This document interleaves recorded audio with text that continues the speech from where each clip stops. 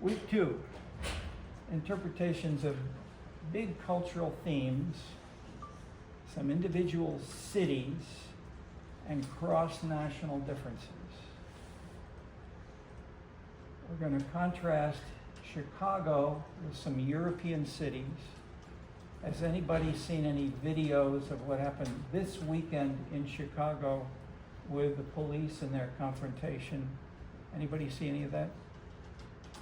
Okay. It was in Shooterville. Yes. Yeah. Anything that you see you could mention the others? Well, from what I know, it was a group of teenagers. It seemed like that they had nothing better to do. Were engaged in some kind of gunfight in Streeterville during Friday night. And so there was a lot of panic in response to that after someone got shot. I believe it was a 15-year-old. And in response to that, some people were saying that there should be earlier curfews and more enforcement of them. Yeah. The alderman said we should cut the curfew from 10 o'clock back to 8 o'clock to try to and bring in more police. Okay, so these are hot issues for the last 2 mayors, several years, and one woman was the district attorney named Foxx, and she was the one who the mayor, Laurie Lightfoot, had the police arrest several hundreds of people, sent them to the courts, and the courts were largely dismissing the cases, letting them go. No, and so the battle was between the political leaders, the gangs, the individual kids involved, the shop owners, but the point I'm making here, I'm going to bring out, is challenging interpretations of this city in the world has been used. This is the most studied city in the world, the most documented, including in literature and the arts. One of the most important was Bertolt Brecht. B-R-E-C-H-T. I can easily put that on the put his name on the board. I'm gonna draw on some very contemporary Brecht and others. There was on our reading list. We've got an edited book of German Marxists in the 1930s, basically. Bertolt Brecht, Benjamin, including Thomas Mann and Georg Lukács, L-U-K-A-C-S. Basically, he was the chief guy when after 1933, the Russians sponsored the German Marxist groups, and Lukács was given the charge of who to join, who to give funding, and so forth. And so but they disagreed. They fought among each other as to what is good culture, what is good painting, good novels, and the Marxist background nevertheless led to very big differences. Okay, given this context from today in Chicago, back to Brecht. Brecht wrote 3 plays about Chicago. 2 of which we'll have little bits from. But before we get to that, I want to show you, because Bertolt Brecht and Kurt Weill, W-E-I-L, parodied, we talked about contrasting styles, they made fun of what came before.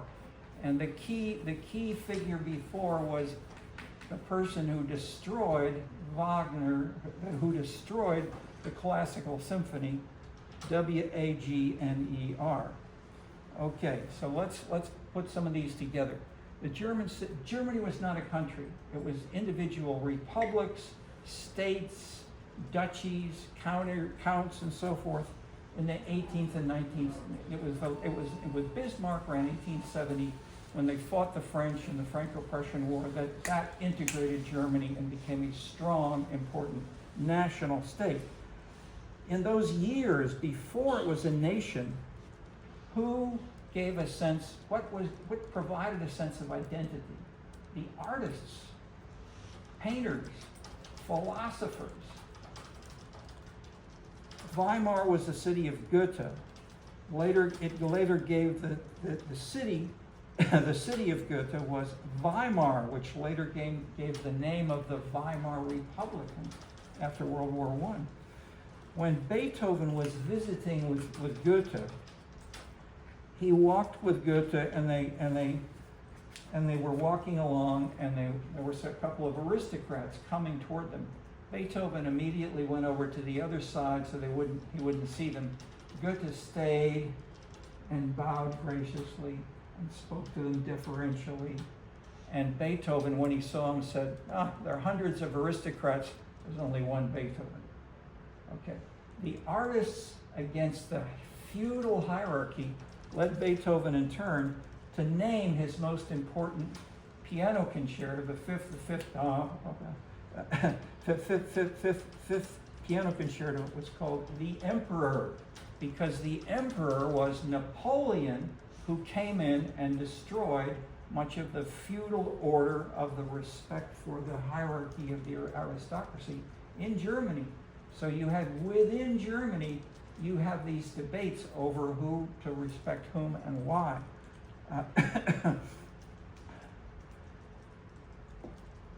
Beethoven and the rules of classical music were destroyed by Wagner in 5 volumes, 5 books. Where he didn't publish them as books. He was arguing. He was trying to articulate what he wanted to say, and he wasn't sure.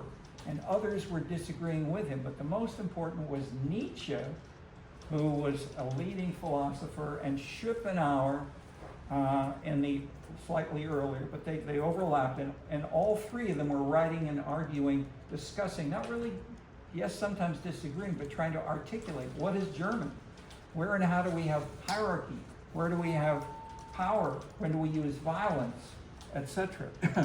Do we support the middle class or the bourgeoisie, or do we attack these, and under what conditions? And we'll get then to the anti-Semitism.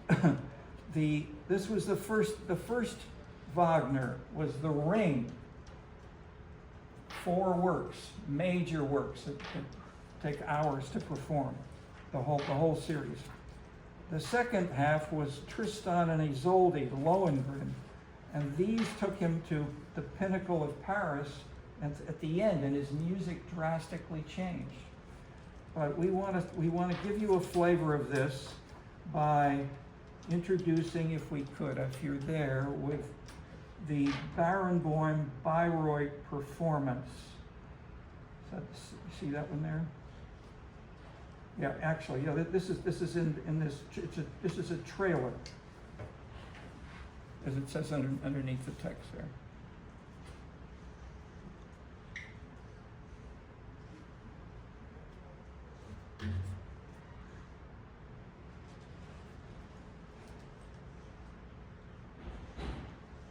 So you know how to get the projector on? It's something right here. We got to do the right thing here.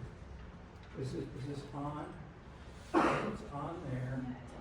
This is HDMI. This over here is the source volume. And the DVD, and it's going to be, you're using your what's the source? It's your computer? It's my computer. Yeah. And it's plugged into HDMI. But where's the cable for your HDMI? Sure. There. Okay. It's plugged up. And we should have a plug for his HDMI. Okay, you've got that pressed for HDMI. This is on. This should be working. So this, did you turn anything else on or off over here? No. No. Okay, so this looks as if it's Should be on there.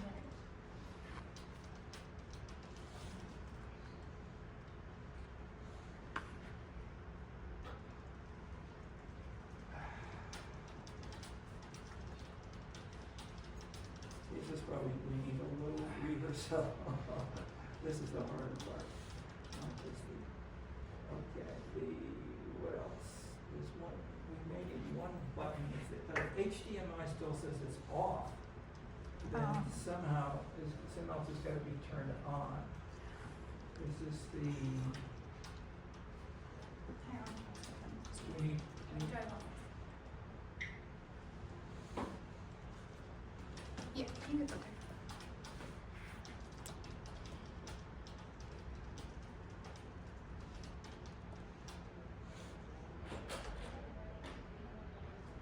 okay, looks pretty good, maybe. Okay, fantastic.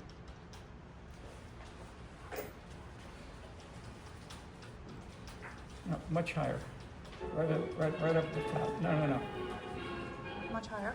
Yeah, see, I'm looking at the text. See, if you don't have the text, you don't have what we need for that. But see, don't turn it off.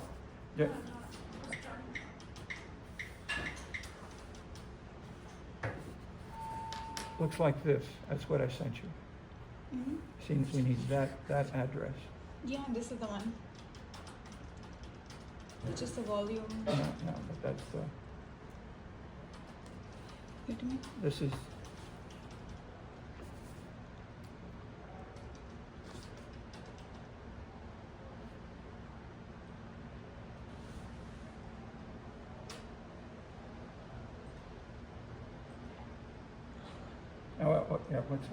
What's the, can you see the name of what it says? Yeah, I'm just gonna open the doc.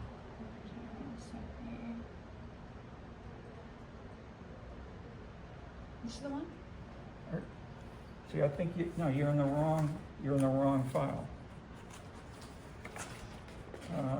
If you're in that file, Yeah. Okay, I got it. then it's, I'm sorry, yeah, it is down. It's on third, see this here? Yeah, this is the one. More.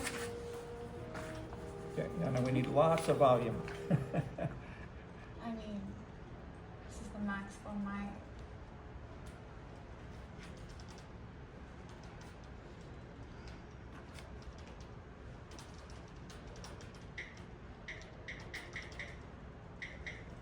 If this is playing through, okay, go ahead and play it, but if it's only on your machine, then we have to set it up differently to get that, but.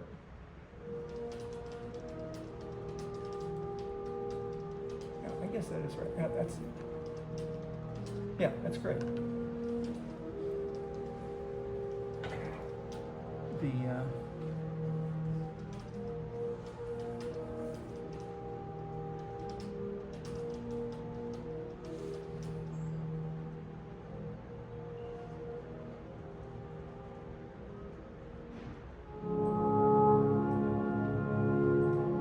4 parts. This is the first. The Rhine gold is the gold from the river Rhine. And this is the king of the gods, Wotan, holding his spear.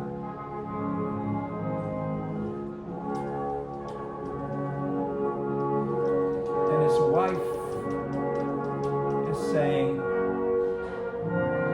you're pursuing these earthlings.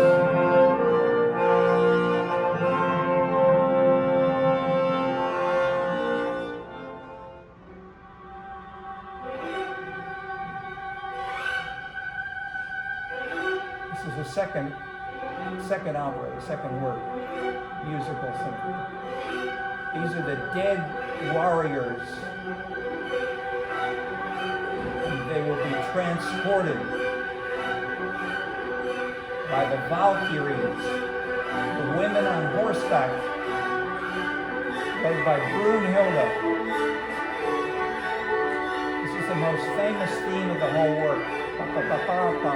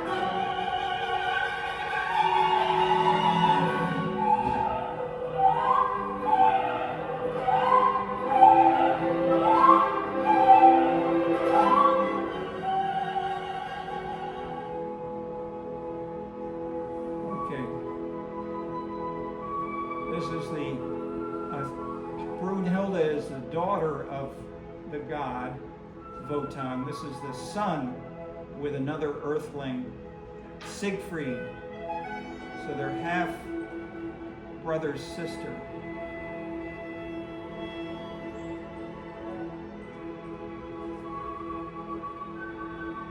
But they're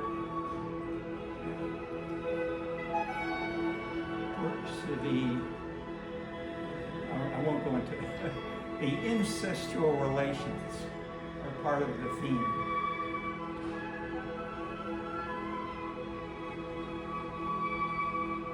And Fricka, the Wotan's wife, says, you must be different. You must kill these children, your children on earth.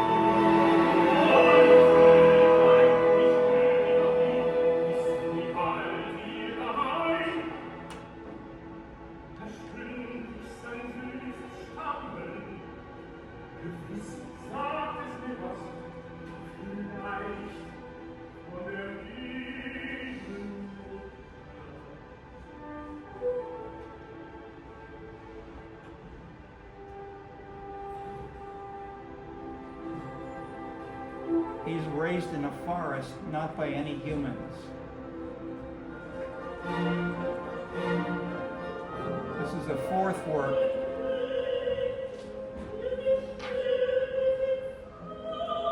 This is Brunhilde again.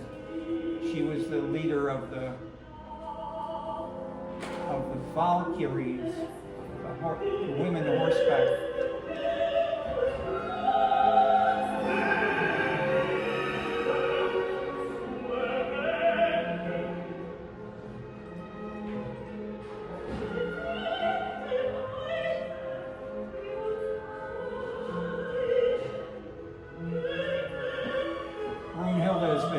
Sleep by her father instead of killing her, and she would be awoken by a kiss and the god with gold that brings the power of the world.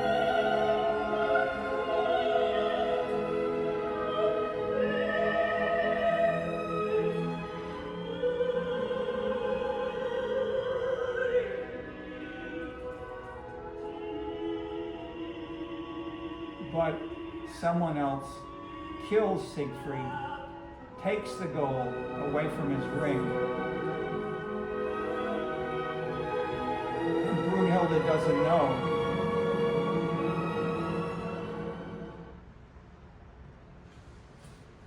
Okay. This is one of the most famous, challenging works. The performances in a place called, I'll tell you more about, okay, let's go just below that to Derek Cook. Do we have that with the, it's not. Yeah. Okay. So what's the music and the text? How does it fit together? It's the lyrics, the acting, the sounds, the musical sounds, and the holism of all of this held together. If you've read also the Scenescapes book, you'll have a couple of pages about Wagner.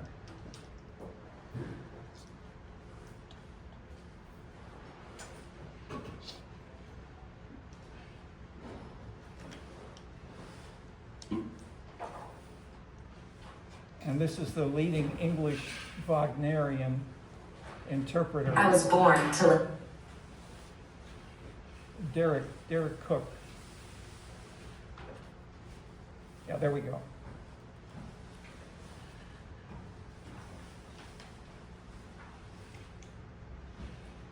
Of all great musical compositions, Der Ring des Nibelungen is by far the largest. A consecutive performance of its 4 separate parts would last for some 15 hours. To confer unity on this vast scheme, Wagner built his score out of a number of recurrent themes, each one associated with some element in the drama and developed in conjunction with that element throughout the work. These themes, or leading motives as they've come to be called, are not mere identification tags, nor is the score a simple patchwork made up by introducing each motive at the appropriate point in the stage action. Wagner's own description of his themes was melodic moments of feeling, and writing about it Feeling. beforehand, he said, Feeling. These melodic moments will be made by the orchestra into a kind of emotional guide throughout the labyrinthine structure of the drama. Wagner's motives have, in reality, a fundamentally psychological significance, and his score is a continuous symphonic development of them, reflecting the continuous psychological development of the stage action. In consequence, a comprehensive analysis of the ring would be an enormous task. It would involve clarifying the psychological implications of all the motives and tracing their changing significance throughout the whole of their long and complex development. Nevertheless, understanding the of the work will be greatly helped by simply establishing the identity of all the really important motives and indicating what immediate dramatic It symbols they closes about stand half, so you don't get which too is all that this introduction is intended Thank to you do. very much. The motives are associated with 4 different types of dramatic symbols: characters, objects, events, and emotions. An example of a motive representing a character is the stern fanfare which introduces Hunding in Act 1 of Die Walküre.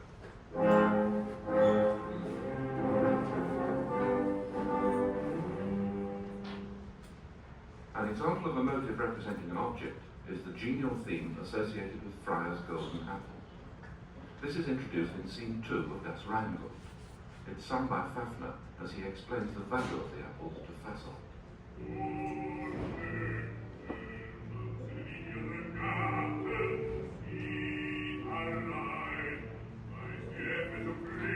A deep bass. Example of a motive representing an event is the brief agitated figure on the woodland which follows Alberic's threat of violence against the Rhine maidens in Scene 1 of Rheingold.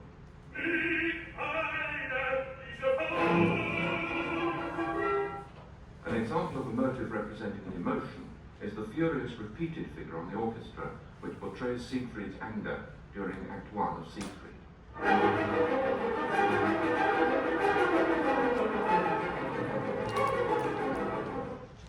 These examples are only 4 of the almost innumerable motives in the ring. But at the heart of this diversity, there's a simple unity. Practically all the motives arise from a few basic motives. Each of these basic motives represents one of the central symbols of the drama, and it generates a number of other motives by a process of transformation to represent various aspects of the central symbol concerned. And so we can thread our way through the jungle of motives in the ring by grouping them into their different families. We can start from each basic motive in turn and trace the family of motives it generates throughout the ring before continuing with the next basic motive.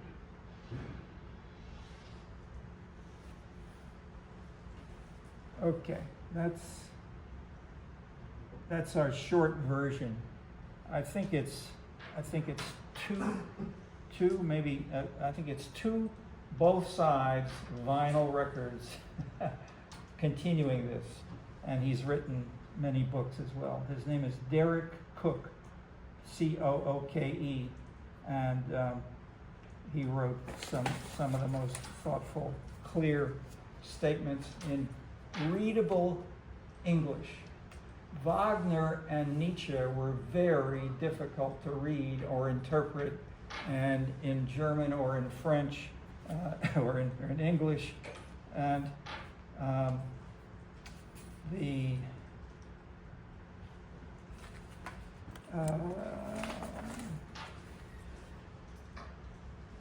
celebrations of Wagner were controversial, linked as well with the anti-Semitism in the mid-19th century, which didn't have much implications immediately, but it did obviously later on.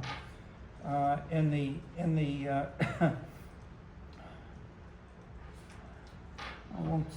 going to do a fairly quick version of this, but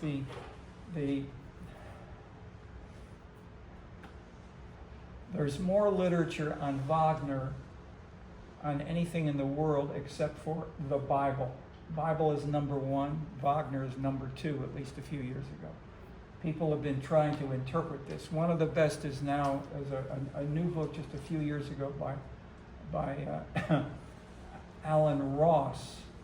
Alex Ross, R-O-S-S. He's a literary writer for the New Yorker magazine. So he's a literary and musical interpreter, but he spent much of his life studying Wagner, and the book is called Wagnerisms, and it's very remarkable. And he shows us the impact of Wagner on English literature, on people like Keynes, on the Bloomsbury group around England. Proust himself. I've read before that Proust's work talks about music, but there's no music which is really used. Ross points out the total opposite. There's lots of Proust which is building quite directly on Wagner if you look at it more closely. But Proust is a very complicated, challenging work at the end of the French 19th century. And of course, the end of the 19th century, the French and the Germans destroyed themselves and destroyed European literature, which in a sense is the metaphor of the ring itself. That is, Fricka says to Wotan, you must follow proper bourgeois middle class lifestyle. You fooled around with those earthlings. You have children on earth. Kill them and give me a castle, whatever. So he tried to build her a castle instead of just killing them, but the battle of the four works goes through all of these complications. The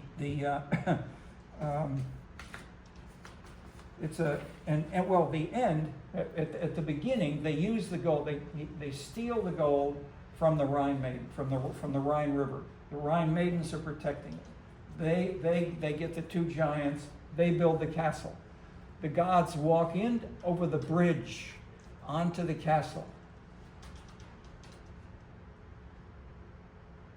We then have the others. At the end, Brunhilde, her lover, incestual brother, is dead. Another man has tricked her into thinking he has the gold and she must be in love with him. He says, no, I will destroy the world. She then gets the ring herself, and she then starts a fire, and the whole castle, which was constructed, destroys all of the gods. So all of the gods, and the famous phrase of Nietzsche is, God is dead. And so these kinds of debates over what is sanctified, who is God, which God is dead, and so forth, are what they were all arguing about through not only in the work here, but in the philosophy of the time and into the 20th century. Okay. So, if you will, this was then taken as a definition, or at least a central work of German culture and literature. And how was this then celebrated? It was taken up in Vienna. It was performed by a number of including Jewish conductors, but these in turn, I'll flash forward and show that a number of the German military became more infatuated in Wagner. And so and then including Hitler. Hitler went to these performances when he was young in Vienna. Anything that we can we show of? We just have just a picture. Can you make that picture of the swastika? So what this is showing now is the celebration. Just can you make it bigger? Just as big as you can get it on that page. So you see the marching army. There are sailors there. There are many officers with elegant uniforms, and this was made well known by the Nazis in celebrating the city of Berlin. Okay, the city of Berlin needed to have a hero in addition to Hitler. So Hitler wanted to have a military hero, And let's just show a little bit on that, which is the Rommel. Rommel, and there are many pictures where Rommel could be standing beside Hitler and these kinds of things. So here's Rommel, also known as the Desert Fox. Can we play this little bit from, what did I say? I think it, Set the link above. the Desert Fox, it says there. Yeah. This is how. Okay. Sorry. I can skip it in a second, I guess.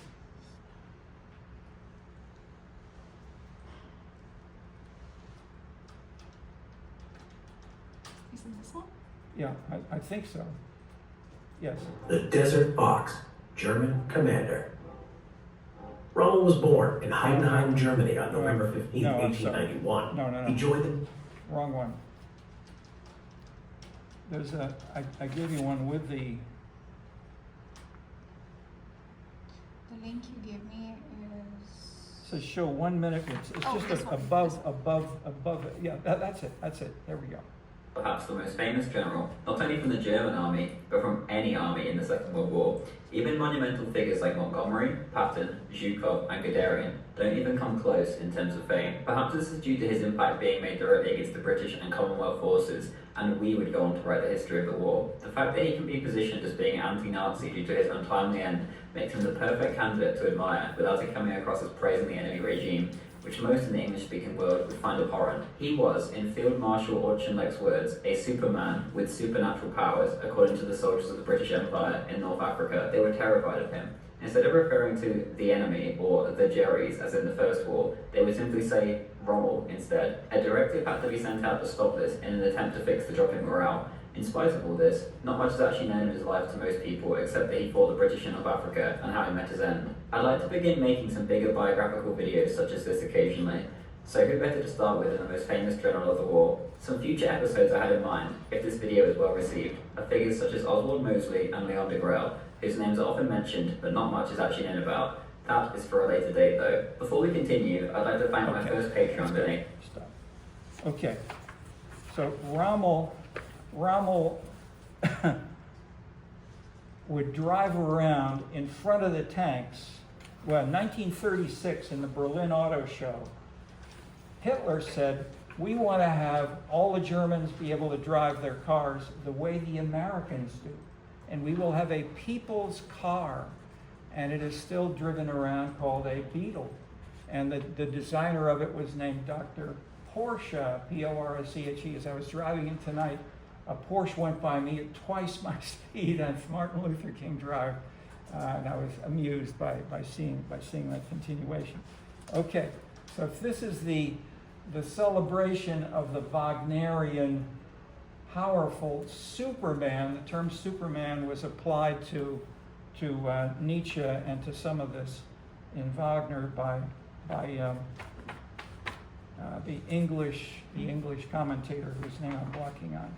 But it's and then what happened in terms of American culture, to flash forward and around to another city, New York.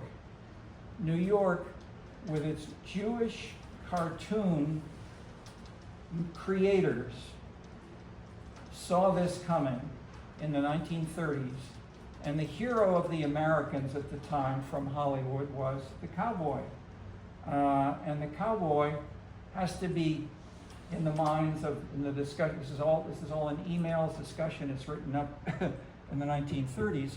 Jewish cartoonist, how can we transform and so simultaneously, let me say, in Chicago in that same period, the Chicago Tribune, which published many of the cartoons, the most widely read newspaper for cartoons in the United States, and they were syndicated.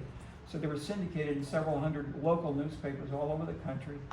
And there was a priest who was flown around in a special military plane paid for by McCormick. McCormick was the owner of the Tribune at the time. And McCormick Place, which I look right down on in Bronzeville, McCormick was paying to the priest and and others who were against the Americans going into the war. So this, and there was an Irish explicit Irish group said, let those Germans, let them take over. They're just fighting the English. We want to be isolationist.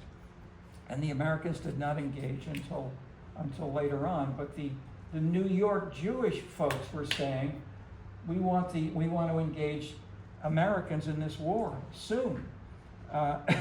So they created the superheroes, Superman,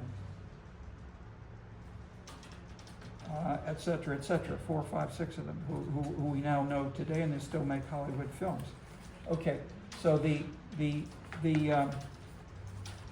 war then began with the Iwo Jima, and the Germans started bombing London, and everybody was afraid, and especially were the English, as the English tried to begin to bomb some of the Germans, but not very much. When the Americans became involved, the Americans bombed heavily. But then a debate came up: should bombing of cities really help and have an impact? So let's show I'll tell a story, and then you can see the pictures. There were two sociologists from the University of Chicago, and we'll see his picture, especially Edward Shills and Janowitz, and they published a paper. Let's hold that off. But basically, what they did was the two sociologists, captured and obtained the captured letters sent by the German soldiers were writing to their families back where they were in different cities across Germany. And they then tried to say which German cities were being bombed more or less, and did it create lower morale, and therefore we should bomb them more. So it's a military strategic question. And what do you think they found? That the cities that were bombed more had people who were more angry or more sad, or we should fight the English more. That is, the people at West Point at the time, basically all the military said, bomb as much as you can and prepare for D-Day when we'll have an invasion. We want them to have low morale by the time we invade. And what did the studies of the letter show? No impact. And then they started to tell this to the military people. So, oh no, that can't be true. So this went on for several years, and then there were studies of the American Army. Why could this not make any difference? But let me just let you see the in between. So you have the celebration of Berlin, of the soldiers marching of Rommel, etc. But then let's show the pictures of what happened in Berlin a couple of years later. So this is the Reichstag. These are the ruins of the Reichstag. It's like the Congress, the national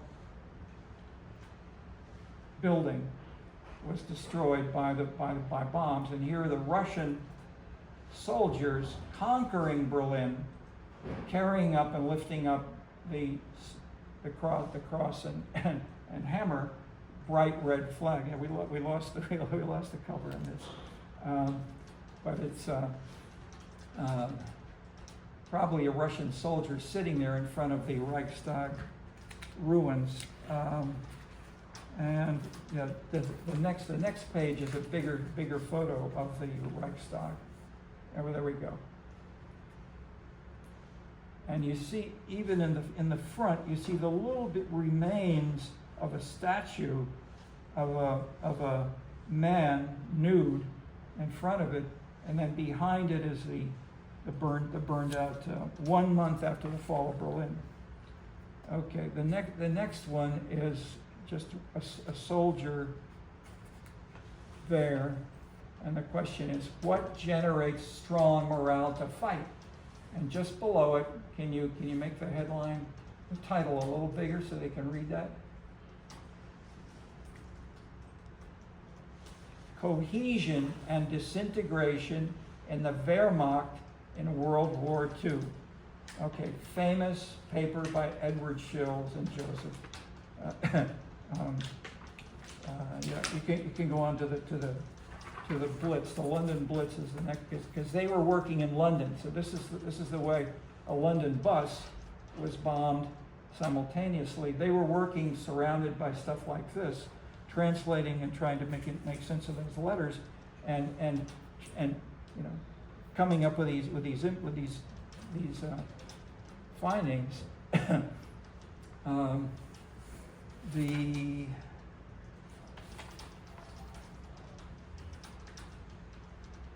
The bottom line, to summarize, I mean, why was it so negative? No negative in the sense of not having an impact of morale. What maintained morale? The finding for the German army, and the same thing was found for the American army, was the small number of people who you were fighting with on the front. 5, 10, 15 people. And if you were in a closed, in an integrated group where you got along and you really trusted each other as your lives depended on each other very heavily, then you had high morale. If you had people fighting, disagreeing among each other in a little group, they get killed. Okay, so the Shills then wrote on about the complicated relations among morale building up to higher levels, and we see this, as I mentioned, the title of Putnam's book, Bowling Alone.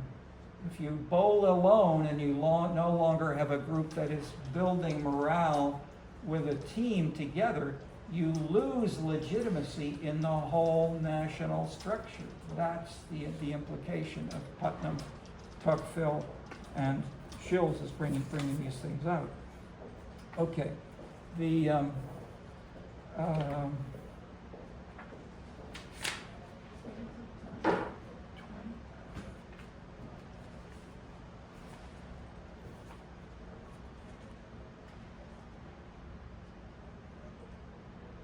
German playwright Brecht had a talent for combining European tradition with Chicago events in the 1930s to generate ironically humorous images. He repeatedly invoked Chicago, such as his play, this is one of 3, St. Joan of the Stockyards. When we do a bike tour, I started a bike tour of Chicago about 25 years ago. Now we did it with the dean of the college, John Boyer, Mark Hansen, and we'd each stop and I'd talk about this, and the 2 others would, let's talk about Chicago. But the point is, this made Chicago famous in the world because of its 1930s this stuff going on this weekend brought not only Max Weber but Bertolt Brecht to write about it and think about it, and to mix a bit of Al Capone with Big Bill Thompson, who were the Big Capone, Big Bill Thompson was the mayor at the time, and Capone gave the money to Big Bill Thompson, so the mayor says, okay, you can carry it on, and Al Capone gave the money to buy the clubs around the South Side. Especially there were certain clubs, certain aldermen only, especially where I live on the South Side. This was the time when Bronzeville was the most affluent, booming neighborhood of the city of Chicago, or let's say, I won't say compared to all the neighborhoods, but compared to its own history, it was the most successful.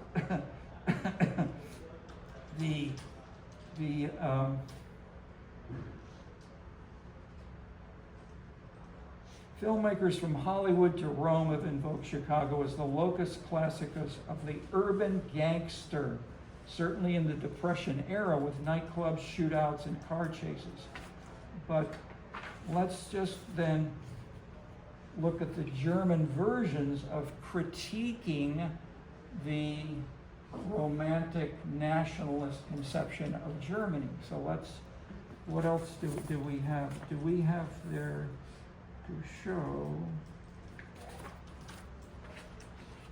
Well, yeah, here we go. I think we can show maybe the two pictures first. The first picture is something bigger and grander, but which was inspired. There we go. Schloss Neue Feinstein, which was the inspiration of Disney. When Disney creates this fantastic castle, this is the inspiration. It's the most wild, extreme, dramatic castle in the world.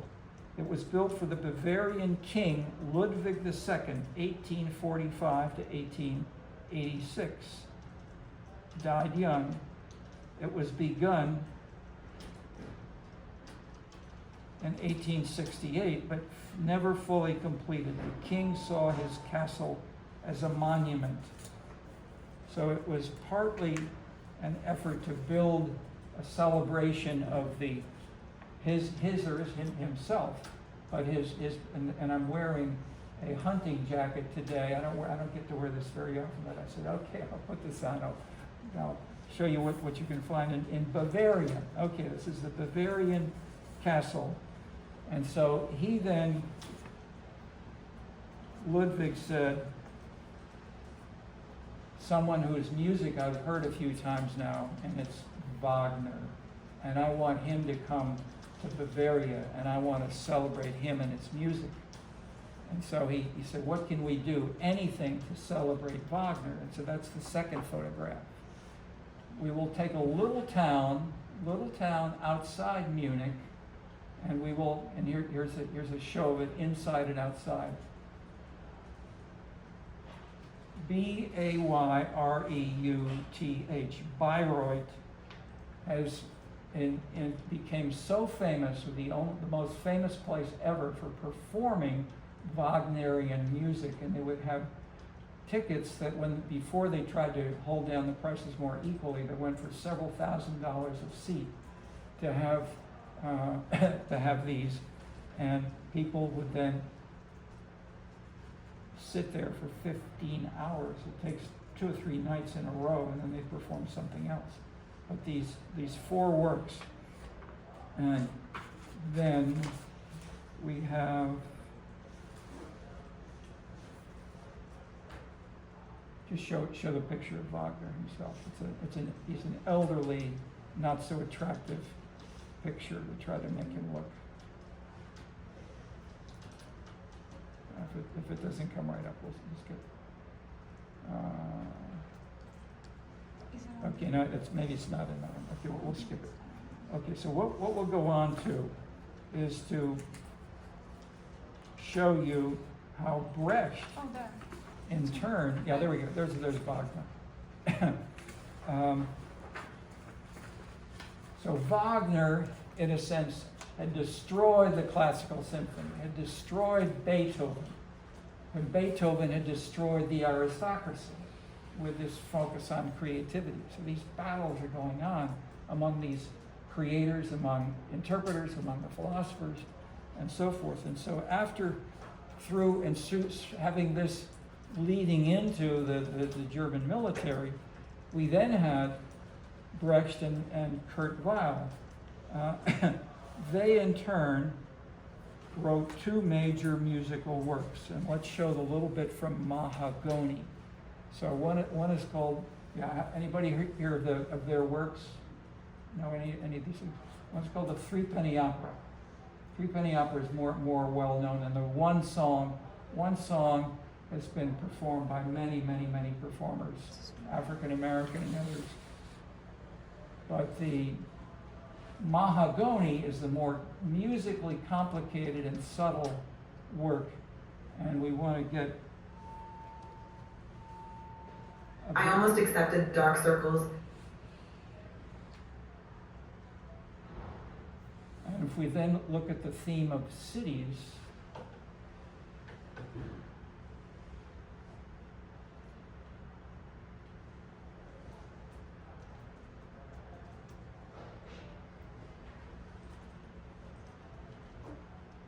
if we don't have, you know, maybe hard to do if you're at home, but what I try to do ideally is that if you get these things set up in advance so you can just click on the beginning of what you want to show. Even if you set this up and you have maybe 5 or 6 of these, you can have them on your computer. And then ideally, there's no way to click to, usually it says skip, there's no place to click skip. Yeah, to. usually there's a step. And what when she puts down some.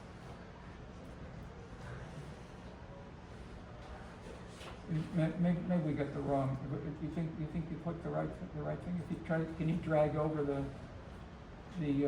sound at the bottom? I think it's a 3 minute. Yeah, There's no way to, you're sitting up close, you don't see a little skip anywhere? Just no, there isn't.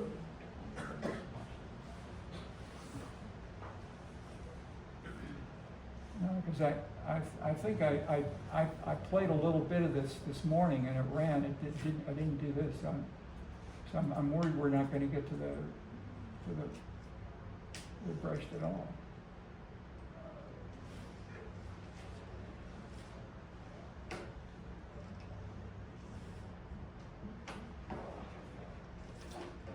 No, I apologize because I didn't get it to you earlier. You That's fine, earlier, it's just so- another minute.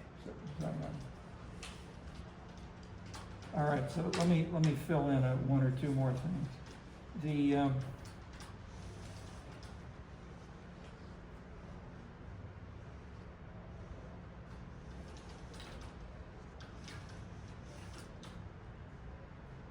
The Brecht lived in was born in a small town in Bavaria, and the city, if you will, the opposite in a sense of Berlin, the icon of Berlin is the beer house, drinking beer, maybe wearing an outfit like this, but Brecht would sit in the beer house surrounded by 4 or 5 people, including drunks, boxers, people who were sort of joking, and then he would read a little section and say, and then so he'd read the section he was writing about what was going on, and what do you think of this? And they would, "Arr!" So then he'd add more to what he's saying. So he wrote in wearing the shirt sleeves, talking with the drunks, with the people in. Here we go.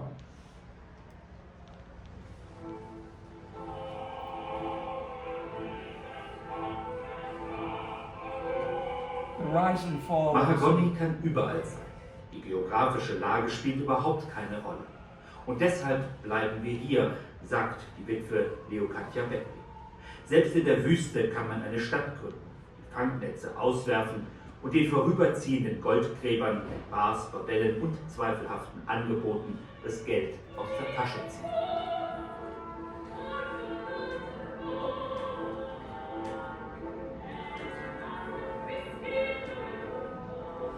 Doch zufrieden wird der Mensch wohl nie sein. Zu verlockend sind die tagtäglichen Verheißungen auf ein gutes, neues Leben.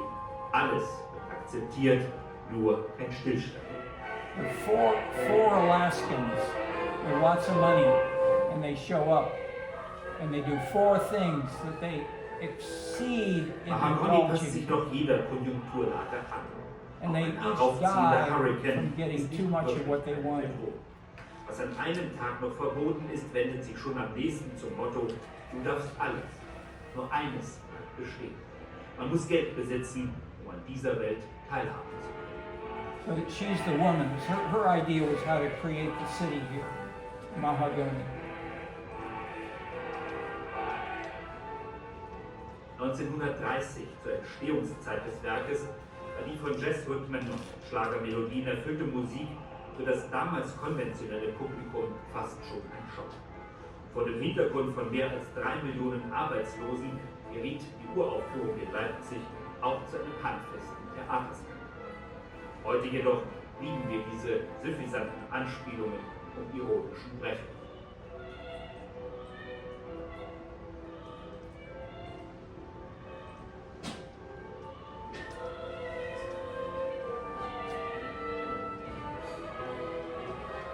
Sympathie und Zuneigung, geschweige denn Liebe, sind in dieser brutalen Welt des Geldes fehlerhaft. Unter anderen Umständen hätte aus Jim Mahoney und der Hure Jenny vielleicht ein Jimmy Liebespaar. and Jenny are Doch the hier, hero and in einer heroine, auf but brüchige, rauschgewordenen she says, Bretterschaften der Gesellschaft I can't give you any of my money. I can give you love of a sort, but no money. And without paying a bribe to the judge, he is hung. So this is how one of the four and the main hero dies. Okay. So the tragedy Ronald Spears. of the leader is analogous. It's making fun of the Wagnerian castle and the Wagnerian gods in an American context, which is the new city on the west called Chicago. Let's then flip forward just a little bit to the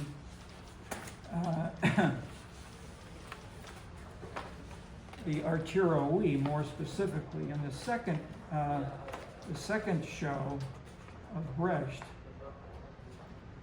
Yeah, you see Arturo We, basically. Here, Arturo We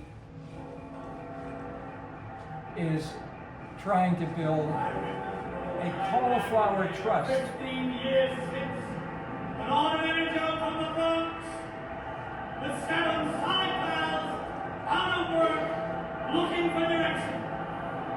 Then destiny inspired me and I will to bring peace to the vegetable trade. We, who are so few, fought finality, only dream of peace. Now we are winning. The dream is now our stark reality. The task before us now is to protect again, and then protect some more. To this end, I am buying in substantial hardware. Machine guns, armored cars, revolvers, hand grenades, rubber trucks, and all the rest. Good important as it was in all years as ago. We'll have the only American citizen in need of protection. There's vegetables in other places too. Enough! I'm crying out for me! Detroit, Duluth, Connecticut, Flint, Pittsburgh, Little Rock, every place where families born and sold. Cleveland, Columbia, Charleston, New York, Milwaukee, Cincinnati, Philadelphia, Missouri. I'll give them what they need. And what they need are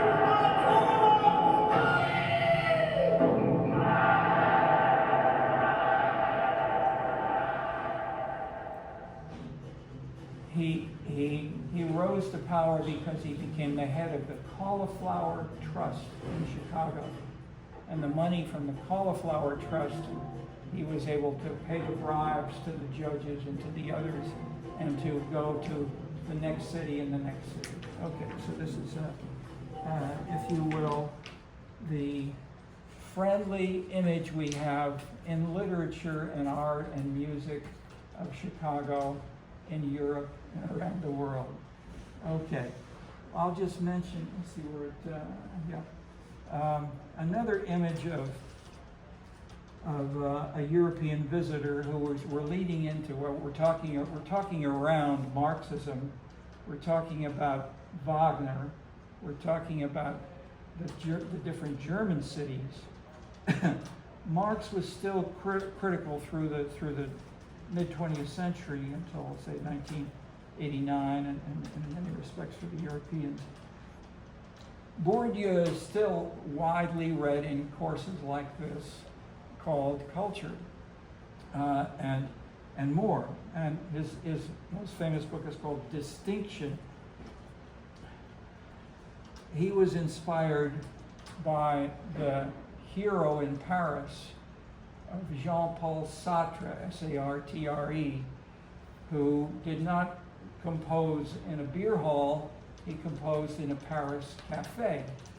And he wrote there mostly, and it was edited, and was editing as editor of the leading magazine for intellectuals in France, sort of general intellect. He was a philosopher in training. He taught a little bit, but he became a general public intellectual, if you will. And the term intellectual was widely used in ways. When I showed up in Paris and I went to that cafe and I got a little bill from it, and it said, Le Rendezvous des the meeting place, le rendezvous place of the intellectuals was right on the bill.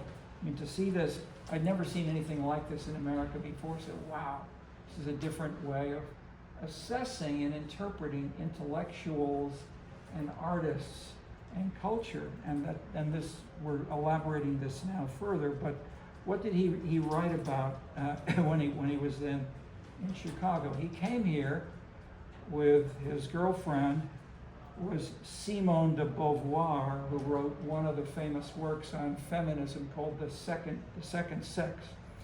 And while she was conferring with Nelson Algren, the novelist, and she then wrote many pages about being in bed with Nelson Algren, while Jean-Paul Sartre was doing field work of a downtown large meeting place for business meetings, and it had a room surrounded with paintings, and they all had the names of Chicago business leaders underneath of these. And so Sartre then wrote a whole book about this, and the title of the book was, anybody have a clue? Nausea. So his reaction is another European reaction, enthusiastically about Chicago. Nausea is the business leadership in terms of no charisma for him, and and he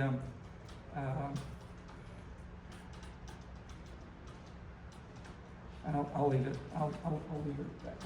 We're almost time for a break there. Let me stop for a minute as I've been talking for any quick questions before we have a little break here. I've covered a number of. I'm giving you more, as you can see today, more of the pictures, more of the artists, more of the works of art, and I haven't given you the sort of text lay, simple English language version. You got a bit of that in the commentary on Wagner's themes. But the Wagnerian theme, well, I'll say it in another sentence or two. The Scenescapes book celebrates the concept of scene. And I was working here with Larry Rothfield, who is professor of comparative literature, and there's a cultural center. It was called the Center for Cultural Policy, and one of them owned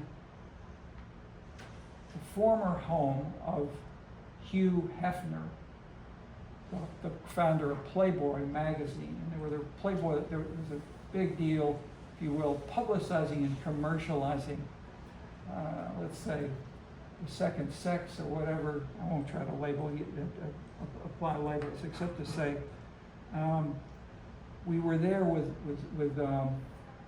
3 or 4 people, and we talked for about an hour, and I said, the scene we can have of anything, we ought to pay attention to. And we ought to, so basically, after talking about it for a while, I went home that night and I wrote about 10 pages, and those were the beginnings of the first 13 types of scenes dimensions and 13 scenes. Okay, the point of that is not to follow Aristotle or Newton and say E equals mc squared. We want to be scientific, but how? And somehow, can we find a model for I'm pointing you right to what's the foundational core of what can hold a scene together? Wagner had in turn written about the scenes. You saw bits of it in what I've shown you here. in the scene in the literal theatrical sense on a stage, and as performed there. But as you heard in the interpretation, the leitmotif, the musical melody, that leitmotif can be combined, transformed in a different key, going down instead of up, and so forth. And then there are hundreds and hundreds of these individual leitmotifs to create a very big, complicated, philosophical, analytical, musical work of art. At the same time, we can reduce them to a handful of things like jealousy, hatred, propriety, violence, etc. And when I read about this, I said, you know, this makes a lot of sense. And as I was starting to work on this myself, I then also found a book I had as well, which was by Claude Lévi-Strauss, and it was called Myth. It's four volumes called Mythologique in French. Has a long translation into English, which is on a reading list. But the point of this is that in the beginning, right at the beginning of Lévi-Strauss's Jewish, French philosopher, analytical interpreter said, I was primarily inspired to write this book by my youthful listening to Wagner. Okay. But it's not just listening to one, the reason why, the structure of his analysis, and which in turn inspired us to codify and go further, is to take hundreds of themes. That is, life is not just E equals MC squared. There are lots of things going on in a scene. There are hundreds of things we can all look right out the window and see. We can see those tents a year or two ago. You know, we had these tents for the Jewish and the Palestinian maybe tents, and they were paid for, ironically, by whom? By a daughter of the family of Lévi-Strauss. Who knows? So Levi-Strauss genes. Okay. I will end there for a moment, and let's chat, and we can continue. We'll continue at 5 o'clock sharp.